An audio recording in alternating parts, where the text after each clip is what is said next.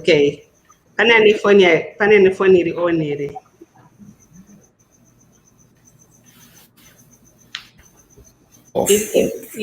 All our phones, yeah, our phones. As of muted. You can mute them. Yeah. And so that they don't give feedback. Okay. The echo. All right. Thank you. Yeah. I can take it to a different room. It's okay at the moment. The sound is good. Okay. Thank you. Welcome to South TV. This is Monica Kunsekwe-Guta. Today I am so excited. We are going to have a new segment where we will invite Reverend TJ Maforo to bring us lessons from the Bible and lessons about life. And he will be bringing different guests. And so today, what a blessing. These two brothers of mine, Reverend Maforo Taurai and Reverend TJ Maforo, are going to be discussing about the church's response to COVID-19.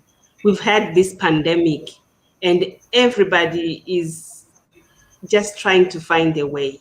We've experienced so many challenges and we need to talk about it. We need to brainstorm. We need to find solutions. And we also need to give each other information, because there is some information that others know and some have not had the opportunity to come across it. What do we do to continue hanging on? These are on the forefront of what is happening, because what do we call the surgeons? Yes. And so I'm going to give this opportunity to Reverend TJ Maforo to introduce himself, and then move on to Reverend Taurai Maforo to introduce himself as well, and then we can start. Well, greetings and good morning here, and good afternoon elsewhere, and good evening.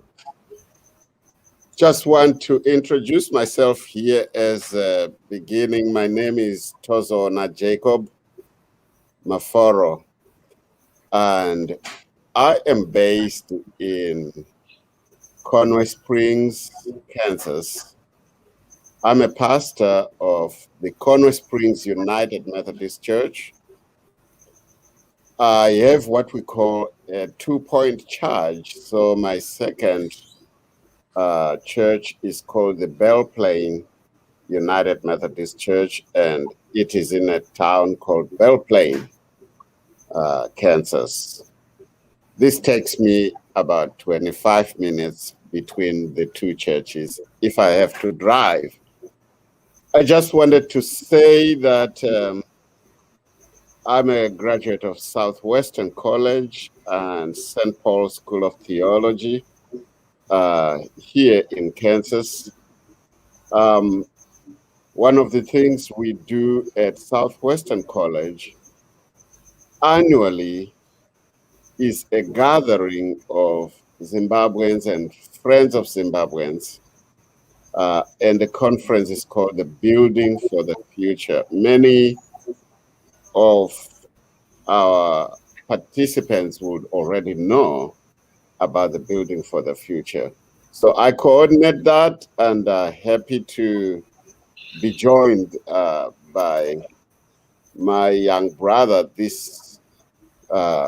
for this session, but he's not coming as my young brother. He is coming in his own right. So I'll let him introduce himself. Over to you, Reverend.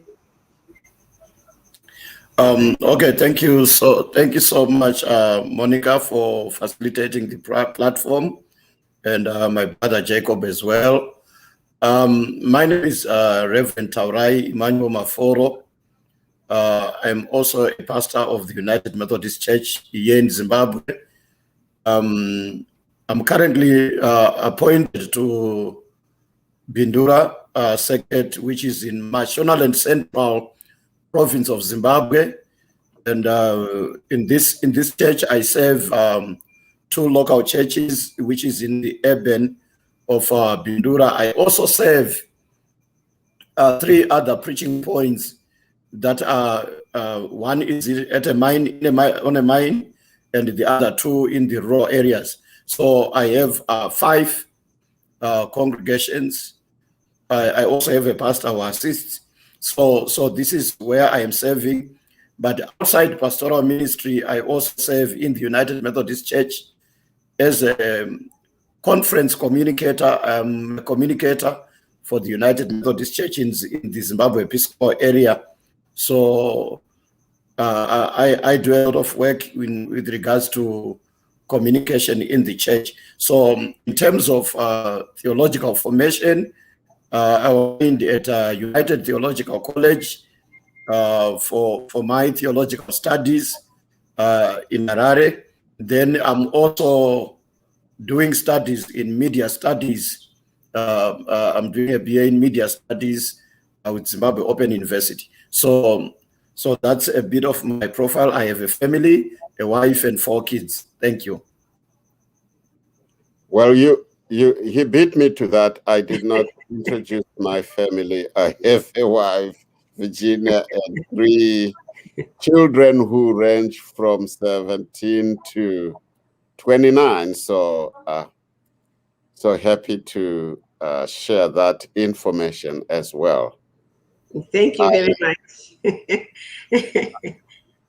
So I don't know if you wanted us to go ahead and get started with absolutely. Yes. Now our audience, and they know, where we're coming from. So you brought this topic about the church's response to the pandemic. What has been your experience, or where would you like to start? Because you have to have the beginning and then to get to the response. Reverend Maforo. Okay, well, I think what I wanted to say is that ever since May, all COVID protocols related to mask wearing had been lifted, and therefore since May, people have been interacting in the public sphere without any masks, which means for us, that has been the case with the church. However, when the restrictions were lifted, those who did not receive vaccination were encouraged to continue wearing masks until such a time when they have been vaccinated. And up to now, people are being encouraged to get the vaccinations. But there are people who have their views and who have their reasons, who have not been vaccinated. I think for us, for the church, pretty much most people that I know have been vaccinated. Of course, we followed the different phases of vaccination, but before the lifting of the restrictions, we had gone through a long period of following those protocols that we are now aware of. In fact, from March 2020, we were closed up to about June, and we opened, but just with limited participation and involvement in the worship service itself, which was mainly live streaming until at a time when things started changing, vaccinations and everything, and people started coming back to church, but still we maintained mask wearing until May of 2021. So we have people who had not been in church from March until the lifting of the restrictions. We have churches here that had not opened their doors from March until March 2020 until May of 2021. But for us, we did open until November, I think November 15, when the cases had started to rise again in our county. So I just wanted to give that as a background, but the last part of that background is that the numbers are beginning to rise again. And I think this is in relation to the Delta variant, and mostly affecting those who have died, I think. And don't quote me here, I'm not a statistician, but I think that 90% of those who have died from the Delta variant, 90% are those who have not been vaccinated. But there are people who have been vaccinated, so I can call it post-vaccination, infection again, with this Delta. So there have been people who were vaccinated, but who tested positive. But for the most part, their cases are very subdued. They do not experience. So in our church, we are back to church.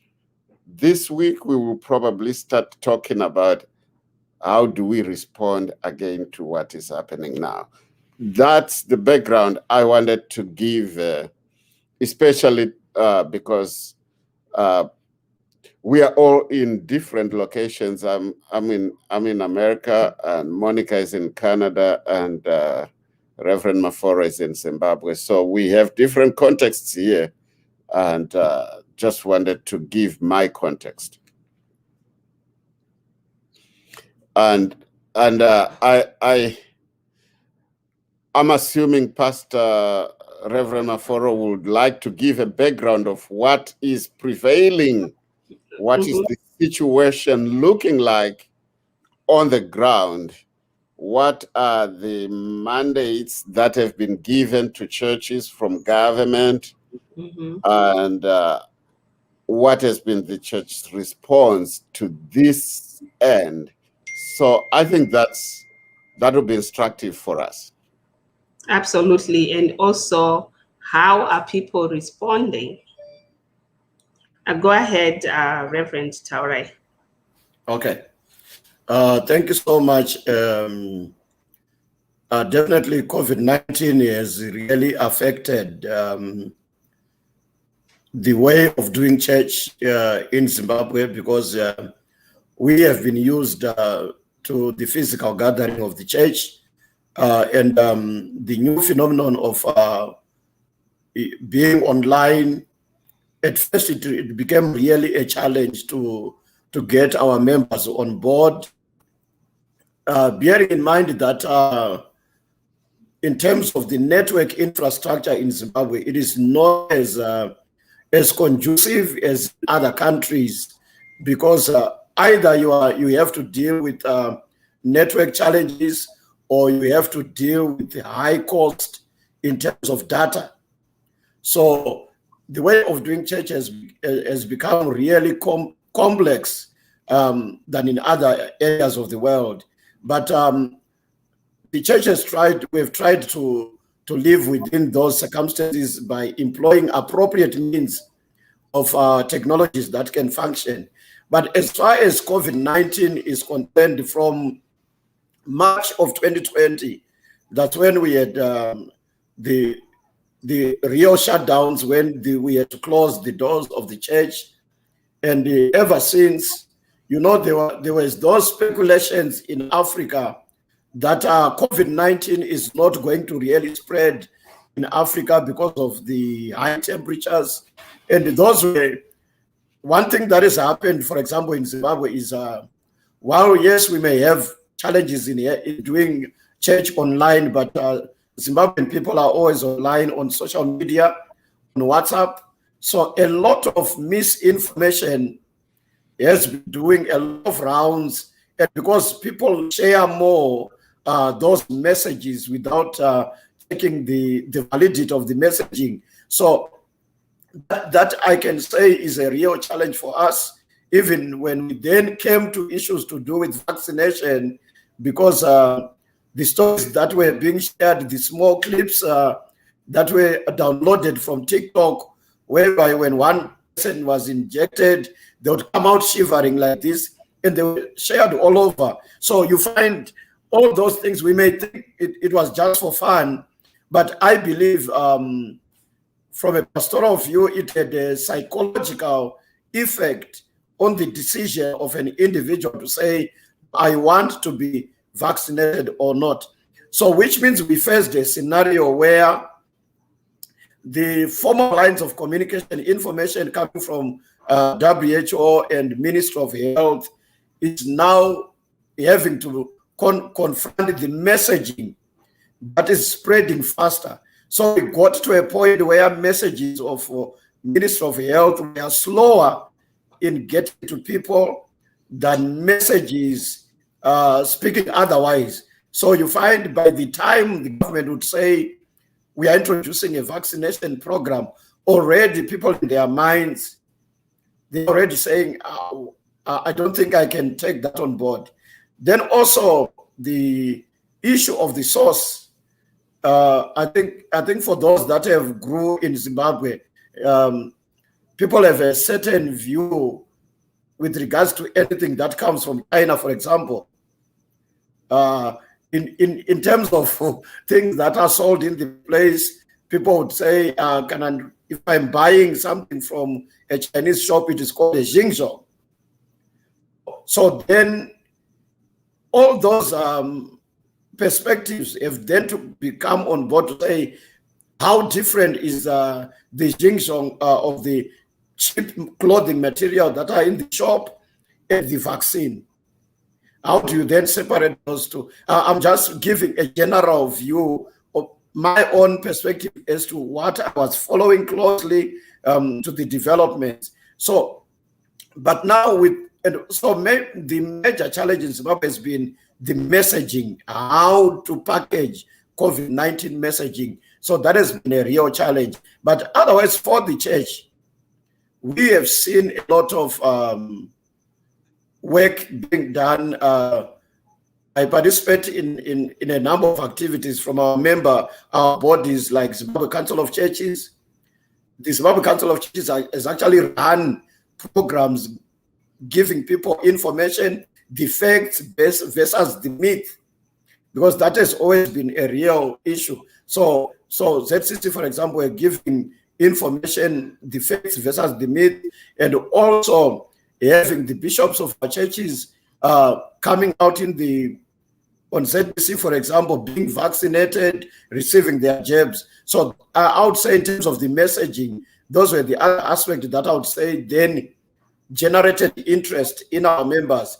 Also, for example, in the district that I am part of, and a plan was actually made for all the pastors to go and get vaccinated. So as a result, when at least our members saw that our pastor is vaccinated, they also got motivated. So in spite of, the pastors hold a certain value in society, especially in Zimbabwe. So when there are other messages doing rounds, but then when a pastor comes to the forefront, it changes the negative messaging that can be doing rounds in our midst. So those have been the real issues. Then the other issue for the church has been the aspect whereby when the world defined who is a frontline worker, they spoke about the health workers, they talked about the police, people working in the immigrations, but they forgot the pastor.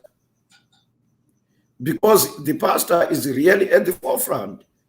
When Monica gets sick, they call Reverend Maforo to say, I am not feeling well, sometimes without disclosing that they are COVID positive. So pastors have really become very vulnerable as a result of that. But because they were not put in the bracket of frontliners until maybe later, when then they said after vaccination of health workers, then pastors can now come in. So I think that was another major area, because the pastors had to conduct funerals, COVID-19 funerals. I did 6 of them. So you find those challenges. You are really at the forefront, but the system was not really defining us as frontline workers. But I feel pastors have a serious role in terms of being on the forefront, interfacing the issues to do with COVID-19. So that basically these are the issues surrounding us. And of course, we face the real challenges in movement. You could not move without the letter. Because you are not a frontline worker. So those are the other scenarios that we had to deal with. I like the fact that you have brought up that issue of who is the frontline workers. And I think that not all people who get sick go to the hospital even, but almost all those people, they have a church that they go to, which makes the pastor a point person, a resource in the community, a community theologian, so to speak. And the pastor plays a very pivotal role talking about your context, which is a context that we are all very familiar with. So you have kind of given us the layers of response from the church, which means the expectation that we have as people from the pastor, the expectation that the community has from the church. Maybe the church is going to source some PPEs for us. Maybe the church is going to source sanitizers for us. The church is the place that is connected with the outside world. There's expectation from the pastor as the community theologian, then expectation from the church as a local resource or a community resource. Then there's expectation from church leaders. You have mentioned bishops and so forth. And then expectation, whether it's denominational or otherwise, or also an ecumenical expectation that what we call the church, which transcends denominations. So there's that whole layer.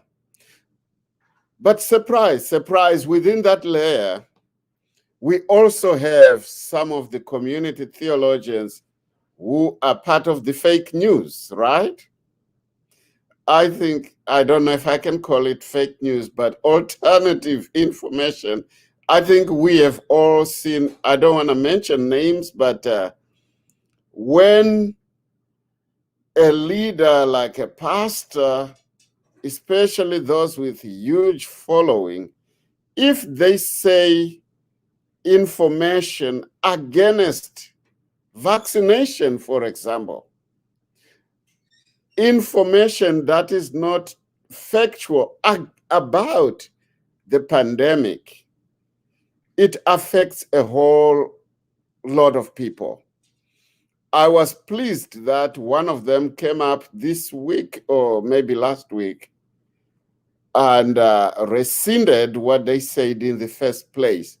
And I think that's the leadership that we need from the church to an extent. I don't think the one I'm mentioning got to the expected place of apologizing to the nation for misleading.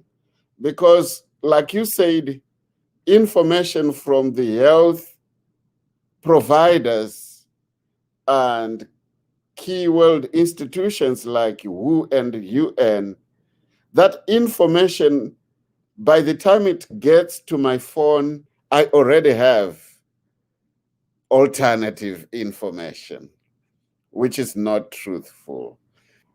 How have you dealt with pushing back against fake news?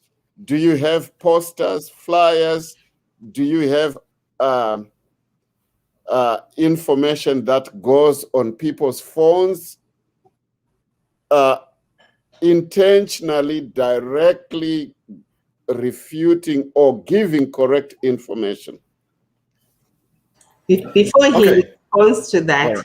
I just wanted to say that is why in my introduction, I brought in the name sergeant, because I was thinking pastors, church leaders, it's like an army. You are fighting a war, and your position in church and in the community, you're faced with so many challenges, and you're expected to face them head on. You cannot avoid them. You cannot hide anywhere. You cannot say, you know what, I need to finish my dinner. Pastors don't sleep because people call them anytime for a prayer, for counseling, for whatever, everything. And you are on what you call it, first response. You are actually on the first response of any situation, from when a child is born, from when people are having their own challenges in their marriages, from when someone is sick, and until someone dies, and you are there. And it is important that the community realizes that role. And I'm surprised that they left pastors, bishops, and church leaders off the list of first what was the word? Frontline workers, Frontline workers, yes, something yes. like that. Frontline workers. I'm surprised they left you off that list, because to me it's common sense. Go ahead, Reverend Taurai, and respond to the question that Reverend Maforo gave you. Yeah, firstly, I really need to acknowledge the fact that he stated that the church has a mass audience by just being the church, and Zimbabwe being labeled as one of the Christian nations in Africa, which means the church has a mass audience in terms of information dissemination. So also, whether there's information which is truthful, or we need to test that information. Even the Bible tells us that we need to test the spirit. So even the information that comes, I'll give you one example that we try to do, especially the first days. We created individual profiles where one would put on their status and would create a digital profile for our members, where they have their portrait, and also to say safe, social distance, mask up, wash your hands, so that they would be having that messaging even on their profile, so that even as much as there was information doing rounds, but whatever packaging that we try to do in our church here where I am, we try to create at least those personalized profile that speak about the values of protecting yourself. And also mainly we spoke about it is better to save than to seek a cure. So that way, those have been the other messages that would try to counter. But definitely the aspect where you said now, because there are voices that then say we must not follow these without giving an alternative. Because the question that we also always need to deal with, when you say we cannot go this route, then be able to give your audience an alternative, or you need to be giving your members an alternative that if you feel this does not work, if you feel vaccination does not work, then what is the option? What is the other option that you are presenting to the people, so that they are able to fight this head on? From our perspective, we looked at pandemics, not only COVID. We tried to structure message in terms of our theological foundation, that even when God is part of our life, we'll come across pandemics and challenges in life. Because if you go back to the influenza, the 1918s, 1920s, that has happened, the world wars have happened, but God remained. But in terms of giving accurate information, the church must always partner with the health institutions to shape the correct information. For as far as I know, from the church that I belong to, there were workshops that were done with pastors to train with very professional health personnel in our country. Some of them that sits in those critical boards to us and speak of the issue to do with COVID. So we tried, we at least got information from where it is coming from, instead of using speculation as a standpoint. So the problem with social media is that sometimes it thrives on speculation instead of things that are factual. So the church, being a body of knowledge, being a body of believers, must be different, because we are not to conform to the standards of the world. We need to be seen to be different. We don't operate at a realm of speculation. Know the truth, and the truth shall set you free. So when some messages come, ask, where is it coming from? And who has sent the message? And every message carries a meaning. Also, every message carries an agenda. What is the agenda behind the messaging? So those are the other issues that we're trying to build within our members. For example, at our church, we had a separate WhatsApp platform for all the health workers in the church, so that when we get information related to COVID, we first of all post it in the WhatsApp group for health professionals. Then they can say, yes, Mfundis, this is accurate information. We can share this with our members. So if people don't put a mechanism to test information, then we leave our members being vulnerable to anything that comes. So for us, this is what we have been trying, to at least have a group that interrogates information as it comes. Then when we share that message, it is then either shared by the pastor, so that it is seen as authentic. You don't just do a forward from another group. So we tried at least to put a system that interrogates the information flow before it gets to our members. Oh, great.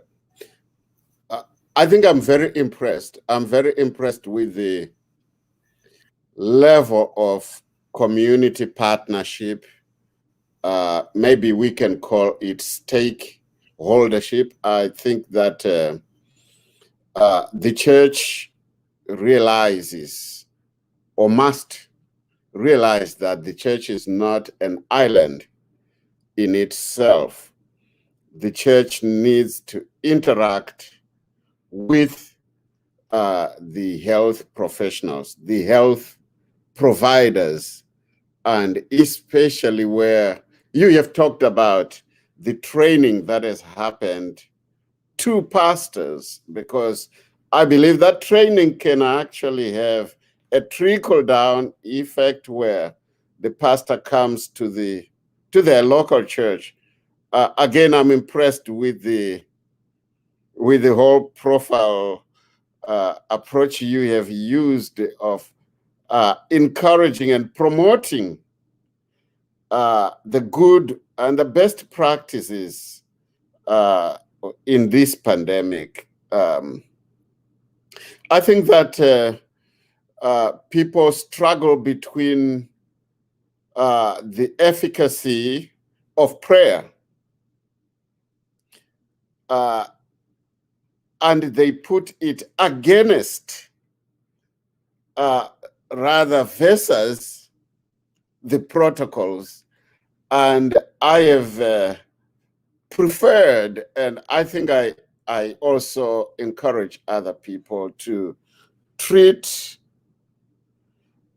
the best practices, adhering to protocols, to treat that as stewardship.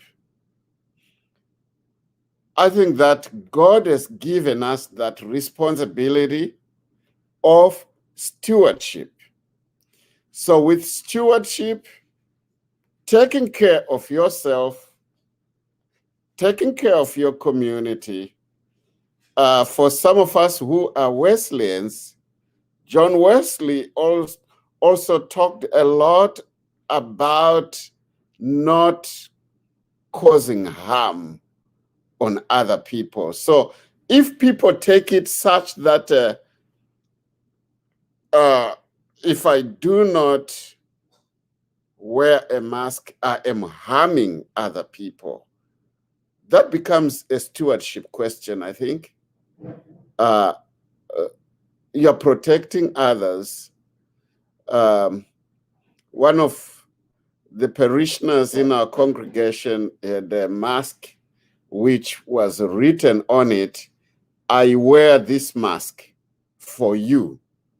Won't you wear a mask for me?"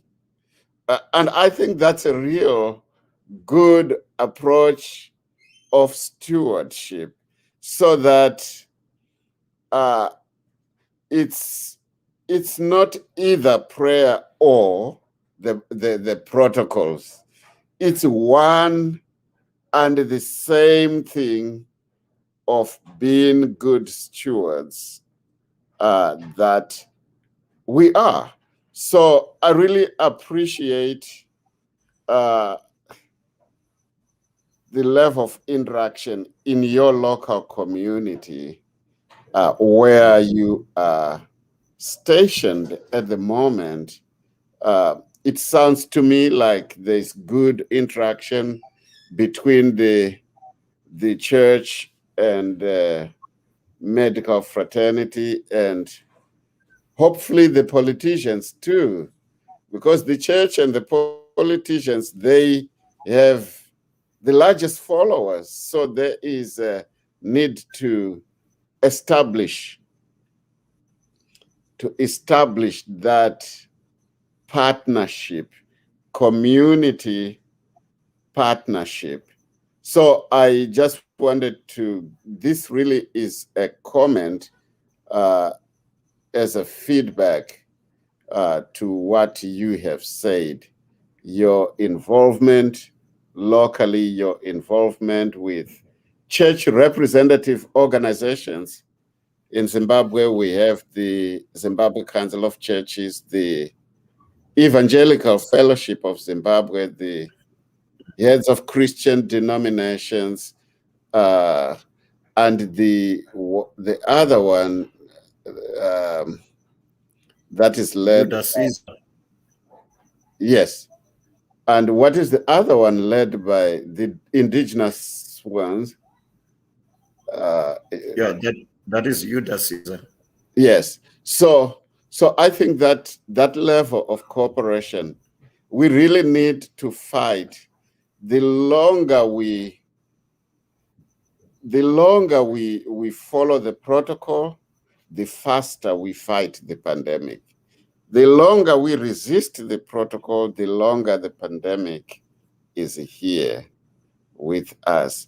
So I think, and I don't know if that's the understanding that you would say your parishioners have, that it's not either prayer or protocols. It's one and the same thing. Would you say that's the understanding that people have? Or there are people who think prayer is separate from the protocols? Okay, I think maybe I would want to take you back to say, if you look at the church in Zimbabwe, the church has been critical in providing in health provision. If you see most of the health institutions that are really working well, they are church-related institutions. So there is no way that the church could have established the hospitals and clinics if it was only prayer and away from the practical health interventions, but realize that the church then comes to really provide. It has always been providing a service. That's why I mentioned earlier that the church has become a partner to the government in terms of the drive and the fight against COVID-19. However, the challenges that have been there are the scenarios whereby either parishioners or ordinary citizens would then have questions where either you have a church closing the doors, but the same people that we have closed the door, they are allowed to go into a bus which has almost 60 people in it, and there is no there's no social distancing, and for that reason, then we have double messages. The message that you need to really social distance, but the practical aspects of life in the country, we have not as a nation really put social distancing to effect, because it is the church that would have closed. But if you go at the large supermarket, they are open. And the difference, I'll tell you, for the churches, it would have been easier to do tracing for the church, because we would write a list of names. Yep. We would know the people that are coming in. Mm-hmm. But if I go at a large supermarket, a retail outlet, there is nowhere where you record your name as you come in. You've only taken that temperature and sanitized. So the other question that people would then have to deal with to say, are we really saying it is the church that is causing the spread of COVID if the Zupco bus is not causing? So we have that. Those are the problems that I've seen in our country, whereby we have areas that are allowed to function without social distance. Then the church has to social distance. So in that respect, I would say that is another aspect which could have pushed some negative connotations within our people to say, where is social distancing happening? We have seen political gatherings happening, and we have not seen social distancing. We have seen certain churches being sanctioned to meet more than 3,000 people meeting when everyone else has their dog. So it is those contradictory messaging that then create challenges. So I felt that maybe there was needed a holistic approach to say, as we are engaging with Ministry of Health, we also need Ministry of Industry and Commerce. We also need Ministry of Transport to say, as Minister of Health, they want to really make sure that we push away this disease. But how is the Minister of Transport availing transport that is conducive to make sure there is no spread? So you find those are the challenges, but our members have no problems with social distancing. The service were held in the 50s, social distancing. Even there was a time when we had to stagger and have 3. So most churches were able to follow the protocol, but it was in other areas where the protocol were not followed, of which this is the same person. This person that is coming to church is the same person going to the supermarket, is the same person that is riding the bus. So where is then are we allowing the COVID-19 to spread?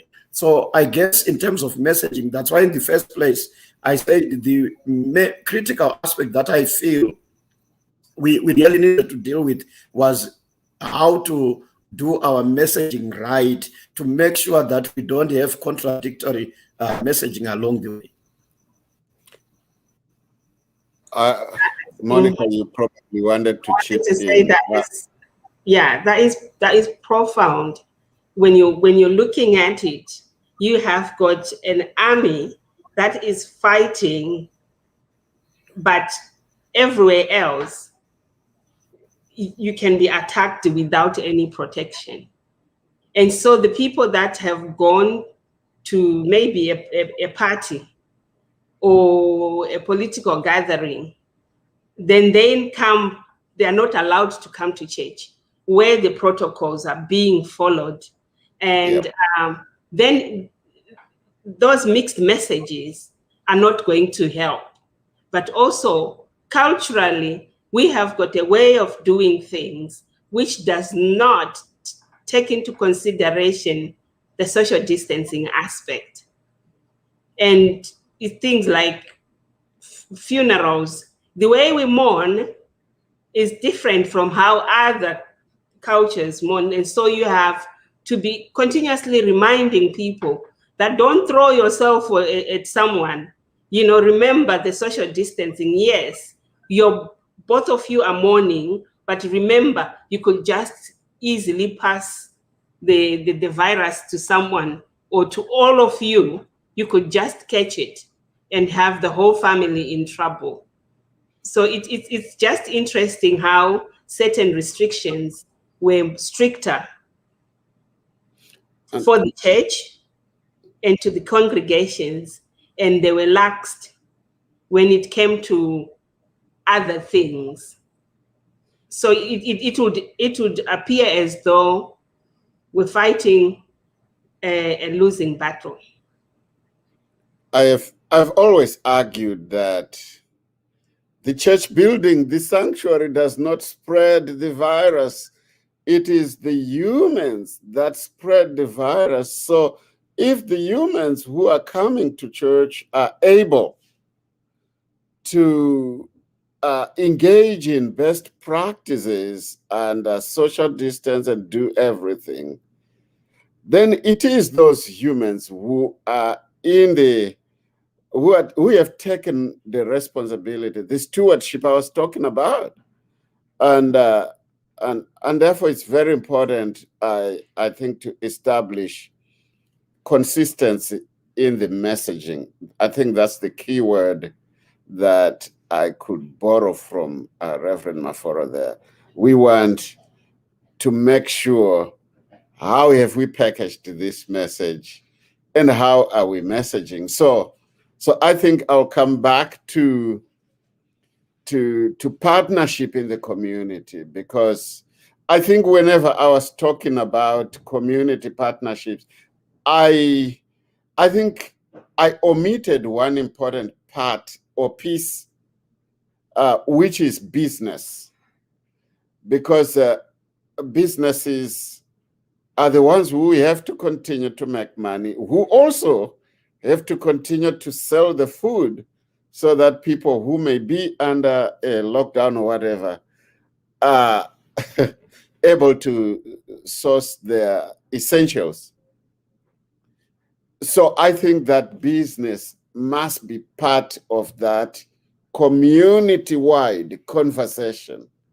How do they also take responsibility of ensuring that in their own space, each business in its own space, they will, because I think that we surely as a humanity can fight this thing. I believe we can, if all stakeholders in every community come together and say, we are going to have a unity of purpose, and then even where possible, develop one messaging system that ensures that church doesn't have one protocol, which is not applicable in the in the public transport, which is not applicable in the supermarket, which is not applicable in the bank or elsewhere. So why? I think you have answered this at length, but do you see this kind of community partnership for unity of purpose? Do you see it possible to come up with one message package?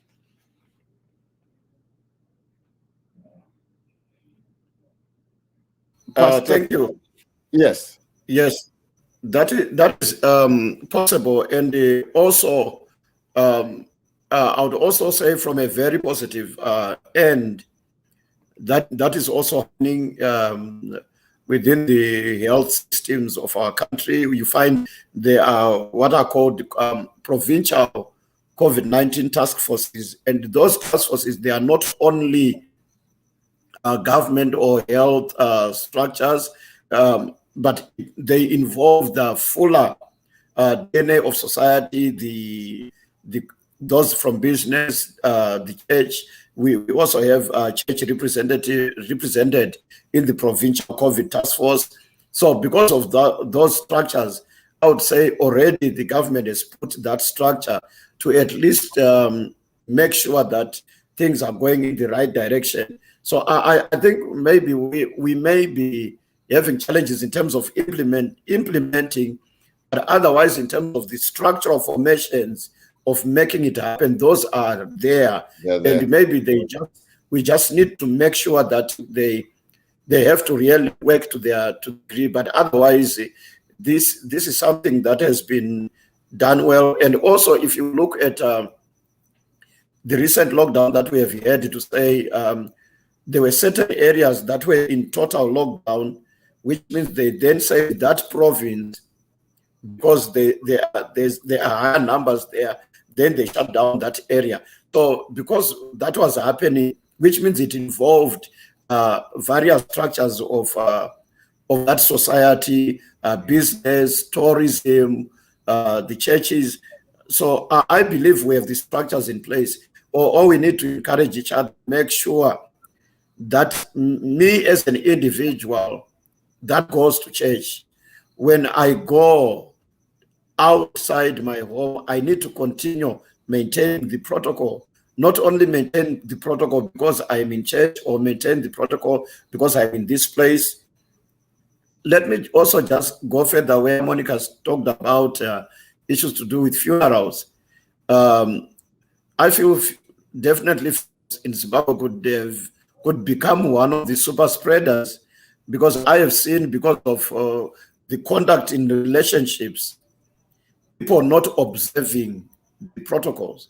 I've had a number of funerals where I go out of town, and the people that you go with, you realize that the only team that you are coming from Bindura with, going elsewhere, are the only people that are wearing masks. If I have 6 people that I'm going with, when we get to the funeral, we realize that there were only 6 people wearing masks, and everyone else wasn't wearing masks.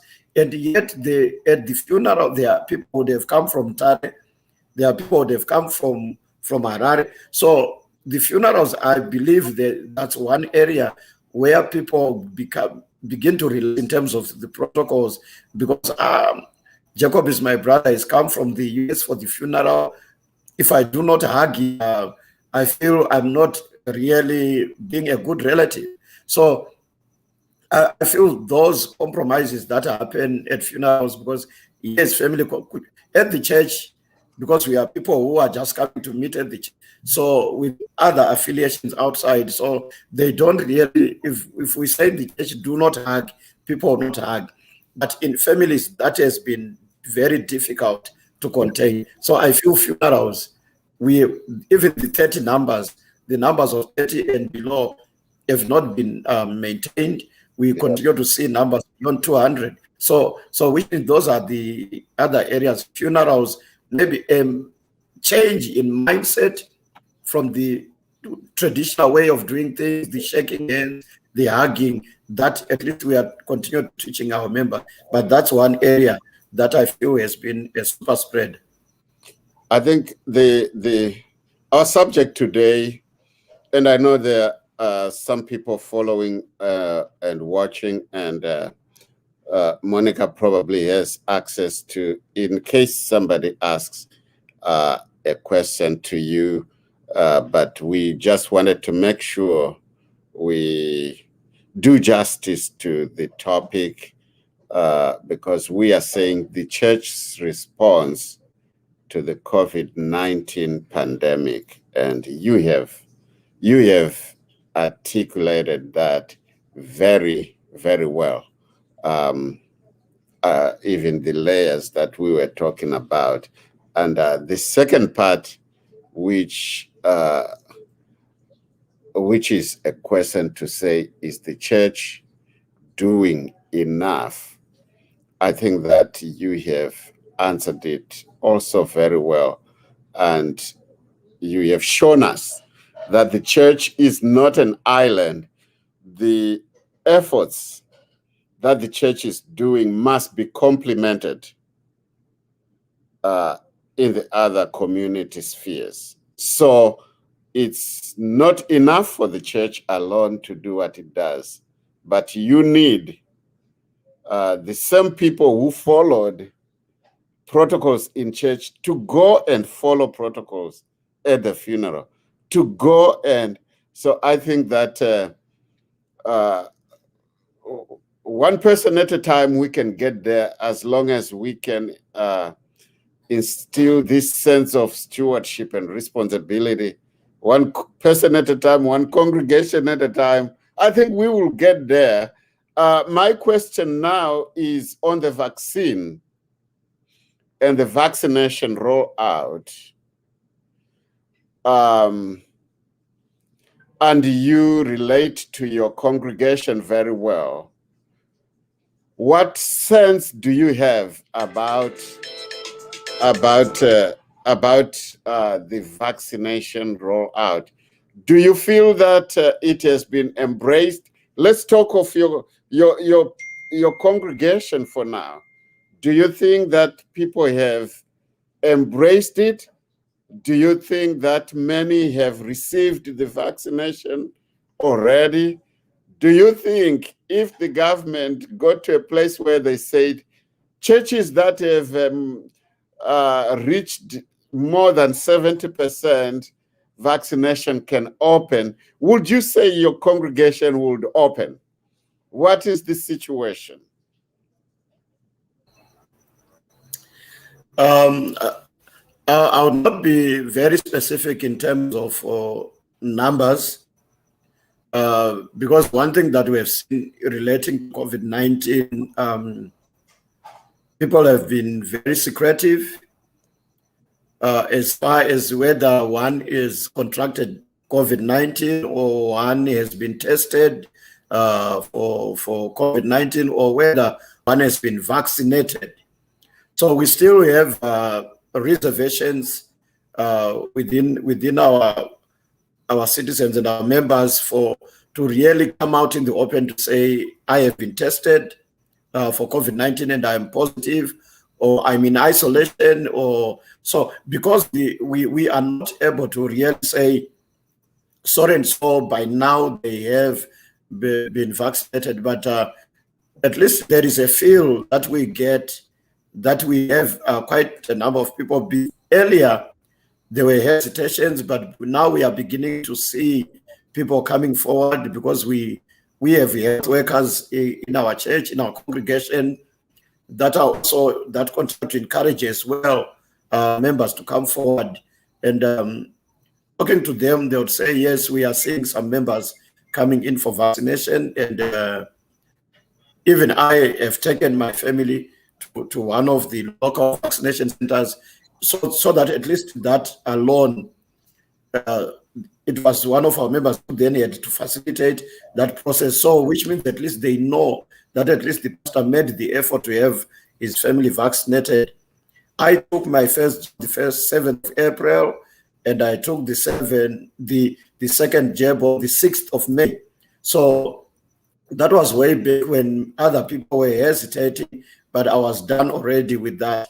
And the messaging that I sent out was, I got vaccinated as your pastor. One, because I'm vulnerable. I go around a lot of people. I meet a lot of people in funerals. Two, I have you as my members who I also need to protect. So I got vaccinated for my own health, and I also got vaccinated for your sake. So for that reason, I feel there are other people that are now coming to say, I was afraid to get vaccinated, but the messaging that we saw when posted on the group, I am now going there to be vaccinated. So yes, we are beginning to have more numbers that are coming on board, but definitely I cannot be saying pledges 40%, 50%, 60%, but definitely we are praying that at least we get to that 60% herd immunity. That would definitely help. I think the language, Go ahead. the language that is being used by Reverend Taurai, the language is very important. What I have witnessed is that there has been aggression. And so when there is aggression and then there is kind of trying to force people, then there will be resistance. And I think it is also the aggression that is probably coming from those who've already been vaccinated that is making people be secretive. And also those who have tested positive. In the beginning, I think I read an article where people were being, you know how it was, say, for example, with our community with HIV. Even up to now, people are not open to talk about it because there's discrimination. And there is also discrimination with this COVID thing. And also there is victimization as well. That is what is causing people not to disclose whether they have had the vaccine or not. We need to change our attitude. We need to be understanding. And we also need to work with people starting from where they are, help them understand, because fear might be because they do not understand what is going on because of that information you mentioned earlier. The information they received prior to receiving the correct information is what could be causing all these fears. And so there is a lot of work to be done, but it has to be done with a lot of understanding and leniency to allow the person to get to a point where they are understanding that, yes, we do need this, and there is not so much resistance. I would like to say that every Christian has a responsibility to disseminate information, to counter fake news, and to raise an awareness. We all have that responsibility. The church has a pastoral role. The church has a pastoral responsibility over its community, its own parish and non-parishioners. The church has a pastoral role that we can effectively use to reach out. I think you have made a very important point that the church in Zimbabwe, historically, the church has played a very important role in many other fields, including education, including health. I think the church has more hospitals than any other organization in Zimbabwe. So if that be the case, the church also has very important practical programs for the disabled. He has many programs to fight gender-based violence, which also is very critical factor in this pandemic, I think our program today kind of revealed that we are the church, whether we are in a building, which has not been the case. The church has been the church even outside a building. The church has been the church even without a gathering. So each one of us is a very important addition to the total sum of what the church is, what humanity is. So I think that we also have, so the personal responsibility, which includes the stewardship, then the church's pastoral role, then the church's prophetic role, which means the church's voice must permeate through society, make an influence, and challenge practices that are not consistent with our fight against the pandemic. And you just talked about discrimination and let's see, and stereotyping, and part of the reasons why people are not showing up. And they post everything on Facebook. They don't post when the pandemic is within their household, which means they will endanger others. Let us take it as a stewardship, as a responsibility to touch lives, to change lives, and to fight the pandemic. So I am thinking that our program is coming to an end, and I think I will just, want to use this as my summarizing words, because this is the first time, and we are going to do this program weekly. And I am even more than happy to bring Reverend Maforo back because of his wealth of experience working with communities. And he has put his feet into the media and technology. And this is relevant to what we are doing here. So, Pastor, we will call you back so that you can continue to give us important insights. But I think before we take it back to our host, I would like for you to just give a summary that speaks to the people. And here you are speaking to the people who are based in Zimbabwe, but you're also speaking to people in the diaspora who also have an influence with their families in Zimbabwe. So I just would not want to give you a question, but to just let you talk anything pandemic in your summary.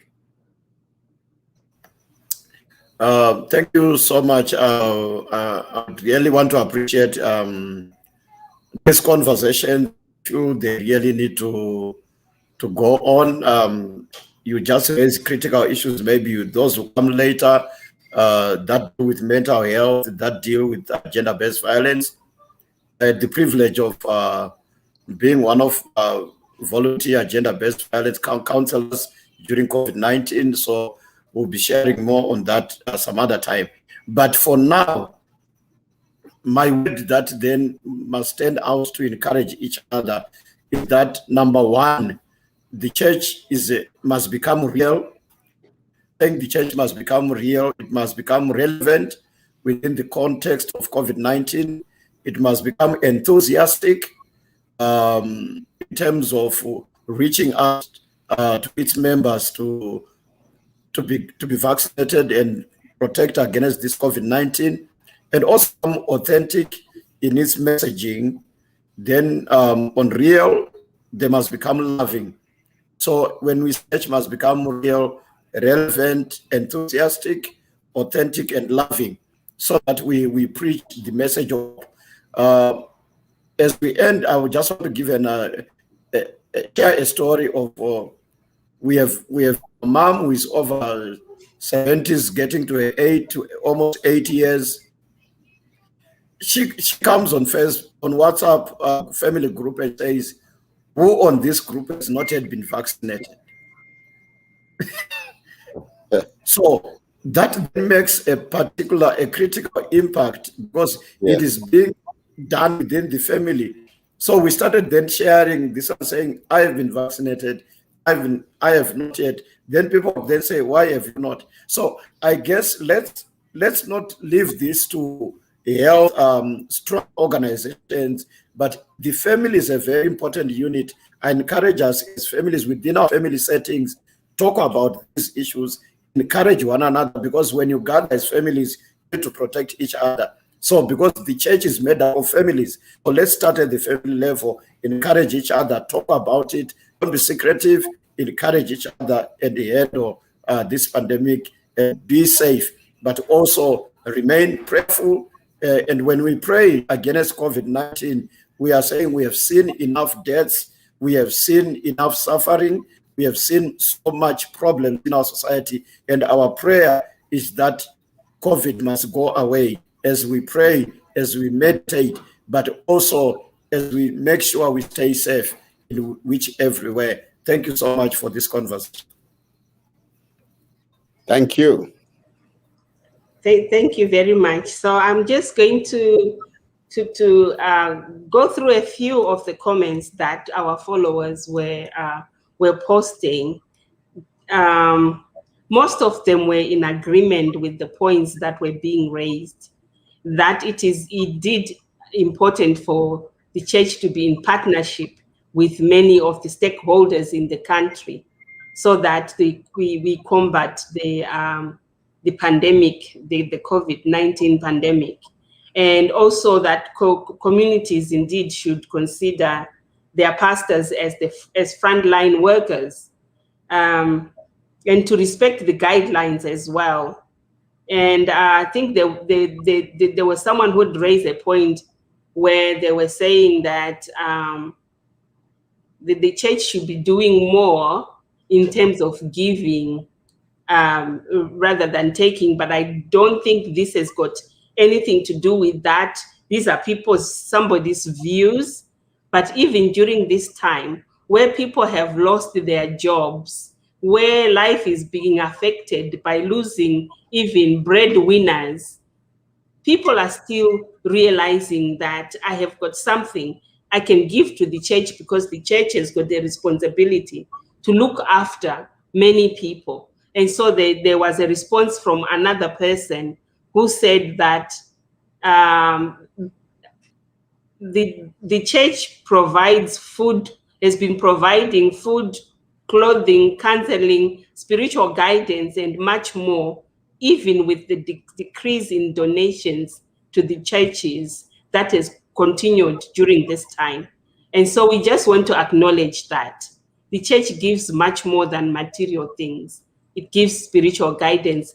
It also gives stability, because people have been panicking, but knowing that there is a church, or I have a church family, it has helped people a lot in just managing one day at a time, to a point where they are finding strength within themselves.